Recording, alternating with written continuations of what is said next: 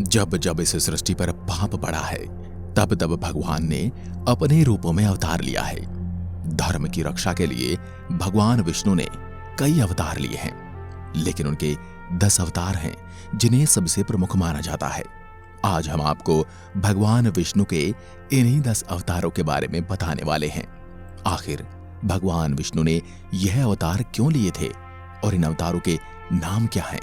इसी के साथ इन सारे अवतारों को लेकर एक वैज्ञानिक कारण भी बहुत ही ज्यादा मशहूर है और उसके बारे में भी हम आपको बताएंगे। तो इसलिए ये सब जानने के लिए वीडियो को अंत तक जरूर देखना।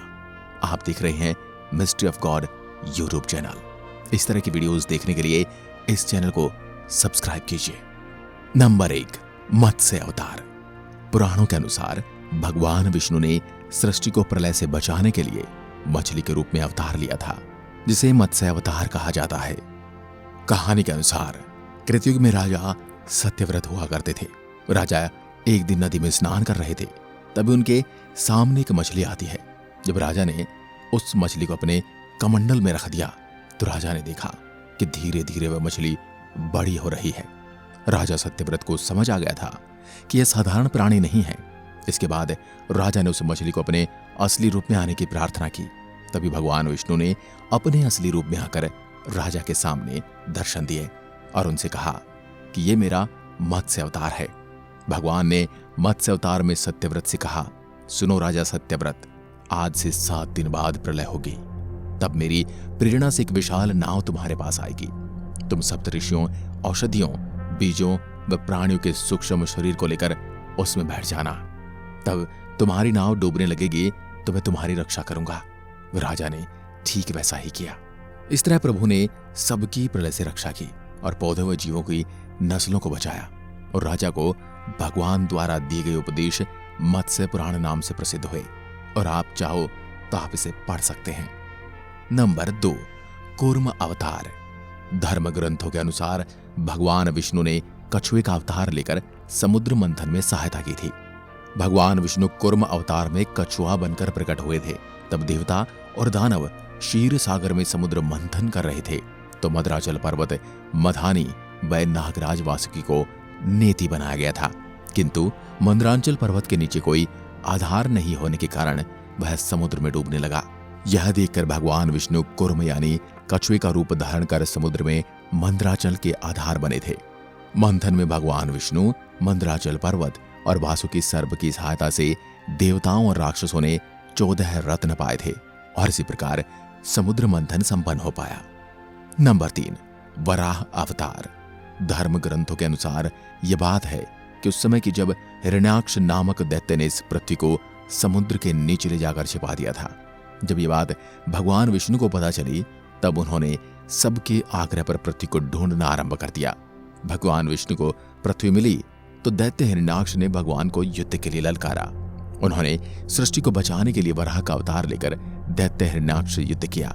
वर्षों तक चले इस युद्ध में भगवान विष्णु ने दैत्य हिरण्याक्ष का वध कर दिया और पृथ्वी को पुनः जल पर स्थापित कर दिया। नंबर 4, भगवान नरसिंह।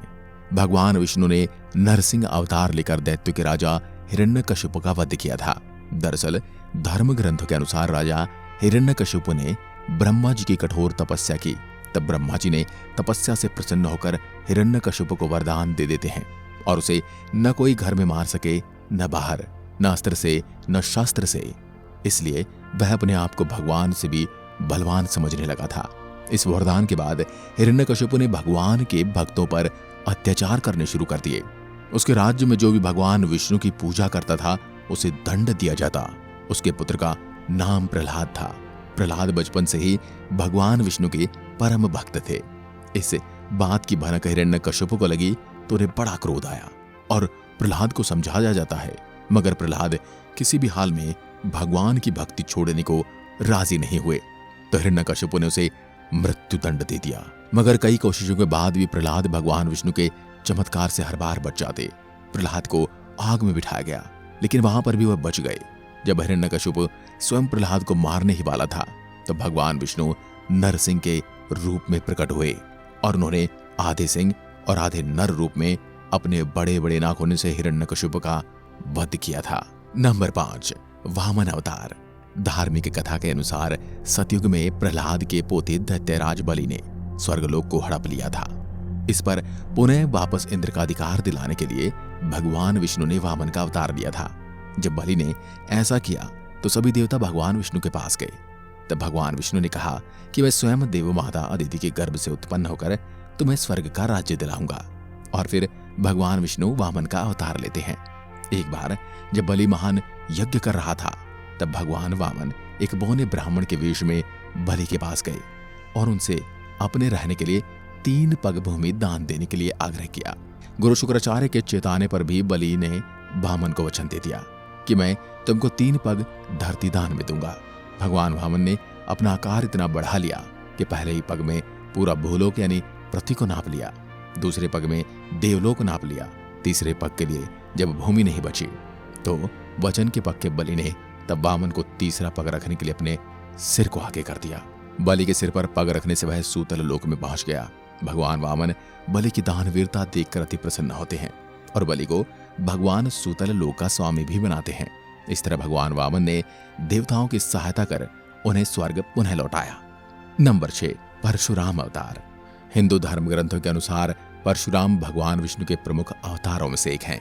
महाभारत और विष्णु पुराण के अनुसार परशुराम जी का मूल नाम था, मगर जब भगवान शिव ने उन्हें अपना परशु नामक अस्त्र प्रदान किया तभी से उनका नाम परशुराम जी हो गया। भगवान विष्णु ने भार्गव कुल में महर्षि जमदाग्नि के 5वें पुत्र के रूप में जन्म लिया।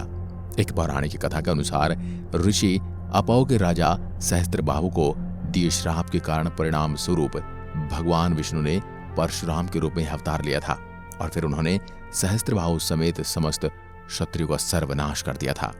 नंबर 7, श्री राम अवतार। यह बात है त्रेता युग की। उस समय अहंकार से चूर रावण का बड़ा आतंक हुआ करता था। रावण का अंत करने के लिए भगवान विष्णु ने राजा दशरथ के घर राम के रूप में अवतार लिया था। पिता दशरथ ने उन्हें वनवास दे दिया था। वनवास में रावण माता सीता को हरण करके लंका ले जाता है। सीता को रावण के चुंगल से छुड़ाने के लिए भगवान राम वानर सेना लेकर लंका पर चढ़ाई करते हैं, युद्ध करते हैं। भगवान राम और राक्षसों के बीच भयंकर युद्ध होता है। इस युद्ध में रावण मारा जाता है। भगवान राम मर्यादित जीवन और आचरण से मर्यादा पुरुषोत्तम श्री राम कहलाए। नंबर 8, श्री कृष्ण अवतार। द्वापर युग में भगवान विष्णु ने श्री कृष्ण के रूप में इस धरती पर अवतार लिया था। भगवान कृष्ण का जन्म एक कारागार में हुआ था। भगवान कृष्ण ने अपने जीवन काल में कई चमत्कार दिखाए थे। उन्होंने पापियों का सर्वनाश किया था। कंस ने धरती पर जन्म लेकर धरती पर हाहाकार मचा रखा था। इसके अत्याचार पूर्ण शासन से साधु संत कष्ट पा रहे थे, इसलिए भगवान कृष्ण ने कंस का वध कर दिया। महाभारत के युद्ध में अर्जुन के सारथी बने और दुनिया को गीता का ज्ञान दिया। धर्मराज युधिष्ठिर को राजा बनाकर धर्म की स्थापना की। भगवान विष्णु का यह अवतार सभी अवतारों में सबसे श्रेष्ठ माना जाता है। नंबर 9, बुद्ध अवतार। जब इस दुनिया में अशांति बढ़ गई थी तो भगवान विष्णु ने बुद्ध के रूप में 9 अवतार लिया था। इनको गौतम बुद्ध या महात्मा बुद्ध भी कहा जाता है, जो बौद्ध धर्म के संस्थापक माने जाते हैं। बौद्ध धर्म संसार के 4 बड़े धर्मों में से एक है। इनके पिता का नाम राजा शुद्धोधन था। इनका जन्म क्षत्रिय कुल के शाक्य वंश में हुआ था। इनका नाम सिद्धार्थ रखा गया था। गौतम बुद्ध अपने विवाह के बाद बच्चे राहुल और पत्नी यशोधरा को छोड़कर गृहस्थ जीवन का त्याग कर संसार को मोह माया और दुखों से मुक्ति दिलाने के मार्ग पर निकल पड़े थे। नंबर 10, कल्कि अवतार। कल्कि अवतार भगवान विष्णु का 10वां और आखिरी अवतार माना जाता है। कल्कि पुराण के अनुसार श्री हरि का कल्कि अवतार कलयुग के अंत में होगा और अधर्म का संपूर्ण नाश कर सतयुग की पुनः करेंगे। हमारे ग्रंथों में कल्कि अवतार के बारे में एक श्लोक लिखा है जो ये बताता है कि कलयुग में भगवान का कल्कि अवतार कब और कहां होगा और उनके माता पिता कौन होंगे। अब इन सारे अवतारों से जुड़ा है एक साइंटिफिक डिस्कवरी जो इन अवतारों को विज्ञान से जोड़ता है। जैसे कि विज्ञान के हिसाब से ह्यूमन इवोल्यूशन पानी से हुआ है। पहले हम पानी के छोटे जीव थे जैसे कि मछली, फिर पानी से बाहर आना सीखे और धीरे धीरे इंसानों में परिवर्तित हुए, बिल्कुल जिस क्रम में भगवान विष्णु जी के अवतार आए। वैसे आज के वीडियो के लिए बस इतना ही था। आपको ये वीडियो कैसा लगा हमें कमेंट में जरूर बताना। यहां तक वीडियो देखने के लिए आपका बहुत बहुत धन्यवाद। जय हिंद, जय भारत।